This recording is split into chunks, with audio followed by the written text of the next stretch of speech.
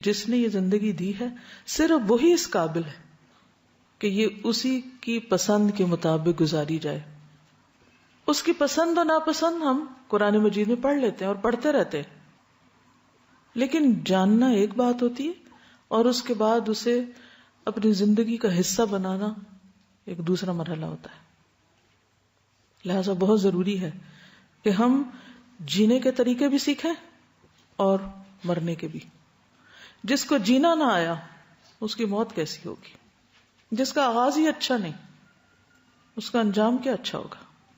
انسان کو اللہ نے پیدا کیا ہے، لہٰذا اس کی زندگی کا مقصد بھی اللہ تعالیٰ ہی بتا سکتا ہے.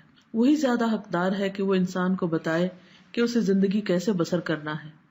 جب انسان اللہ تعالیٰ کو پہچان جاتا ہے تو اللہ کی ذات اس کی زندگی کا مرکز اور محور بن جاتی ہے. وہ ایک ایسا انسان بن جاتا ہے جس کا جینا اور مرنا اللہ کے احکامات کے مطابق ہو جاتا ہے. اللہ کے لیے مرنے اور جینے کا مطلب یہ ہے کہ انسان کے تمام معاملات میں اللہ کا رنگ نظر آئے. وہ بولتا ہے تو اسے احساس ہوتا ہے کہ اللہ اس کی آواز سن رہا ہے. وہ چلتا ہے تو اس کی چال اللہ کی پسند کے مطابق ہوتی ہے. وہ لوگوں سے معاملہ کرتا ہے تو اسے یہ ڈر رہتا ہے کہ اگر میں نے ظلم کیا یا زیادتی کی تو اللہ مجھ سے ناراض نہ ہو جائے. اس کا لینا دینا جینا مرنا سب کچھ اسی کے لیے ہو جاتا ہے.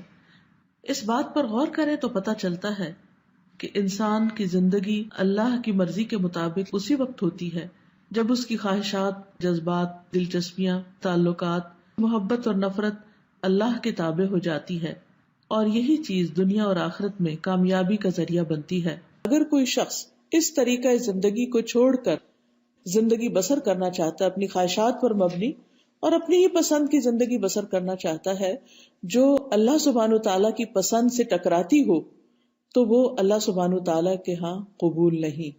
اللہ کا دین بھی قرآن اور سنت صرف سجانے کے لیے نہیں ہے، ڈیکوریٹ کرنے کے لیے نہیں، صرف تقدس کے لیے نہیں، صرف عقیدت کے لیے نہیں ہے کہ ہمارے دل میں ان کی عقیدت ہو کہ ہم ان کو خوبصورت انداز میں لکھ کر صرف ایک دیوار پہ لگا دیں اور ہمیں نہ پتا ہو کہ یہ کہہ کیا رہا ہے.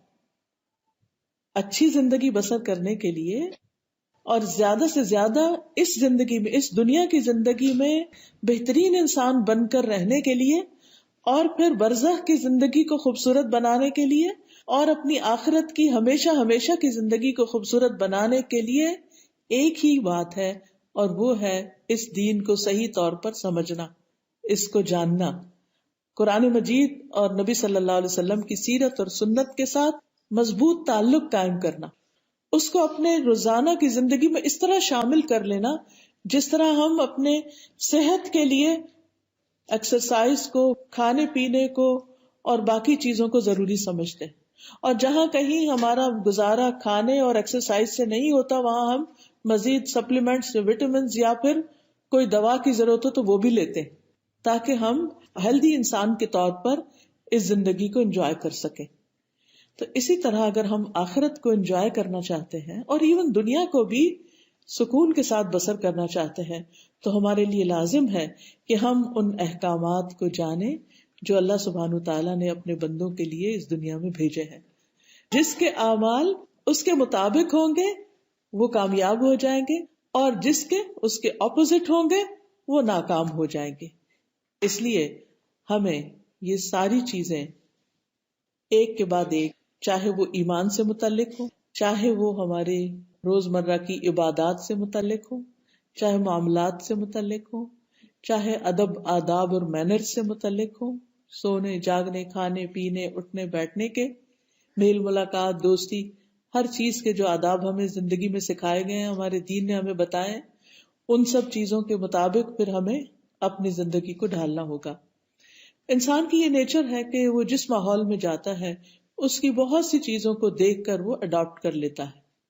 بعض اوقات اس میں کچھ چیزیں تو اچھی ہوتی ہیں لیکن کچھ چیزیں ایسی بھی ہو سکتی ہیں جو آپ کے دین سے مطابقت نہ رکھتی ہوں، اس سے ٹکراتی ہوں. لہٰذا اگر انسان کے پاس روشنی ہوگی، یہ روشن دین ہوگا جس کو نبی صلی اللہ علیہ وسلم فرمایا نا کہ میں تمہارے پاس روشن دین چھوڑ کر جا رہا ہوں، تو اگر وہ روشنی ہوگی تو انسان کو پہچان ہو جائے گی کہ یہ چیز میرے لیے ٹھیک ہے اور یہ چیز میرے لیے درست نہیں.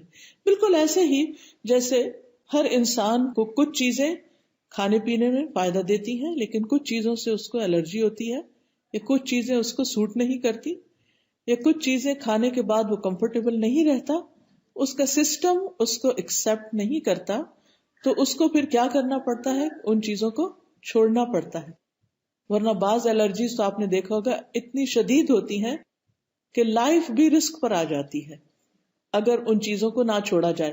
حالانکہ وہی چیزیں دوسرے مزے سے کھا رہے ہوتے ہیں اور انہیں اس سے کوئی بھی تکلیف نہیں ہوتی. اسی طرح مسلمان کی زندگی میں بھی کچھ چیزیں ایسی ہیں کہ جن کو اسے چھوڑنا ہے، اور وہ ہے اللہ سبحانہ تعالیٰ کی حرام کردہ چیزیں، اس کی ناپسندیدہ چیزیں. اگر وہ ان کو نہیں چھوڑے گا تو اس کی سکسیس اور آخرت میں اس کی زندگی رسک پر ہوگی اور اسے سخت نقصان ہو سکتا ہے. قرآن مجید میں اللہ تعالیٰ فرماتے ہیں قد افلح من تزکا وذکر اسم ربہ فصلی، یقیناً فلاح پا گیا جس نے تزکیہ کر لیا اور اپنے رب کا نام ذکر کیا پھر نماز پڑھی. اللہ تعالیٰ سے دعا ہے کہ وہ ہمیں اپنی پسند کے مطابق زندگی بسر کرنے کی توفیق عطا فرمائے، پاکیزگی کا راستہ عطا کرے، اپنے ذکر اور بہترین طریقے کی نماز کی ادائیگی کی توفیق عطا فرمائے. آپ سب کے لیے دعائیں اور نیک تمنائیں. السلام علیکم ورحمۃ اللہ وبرکاتہ.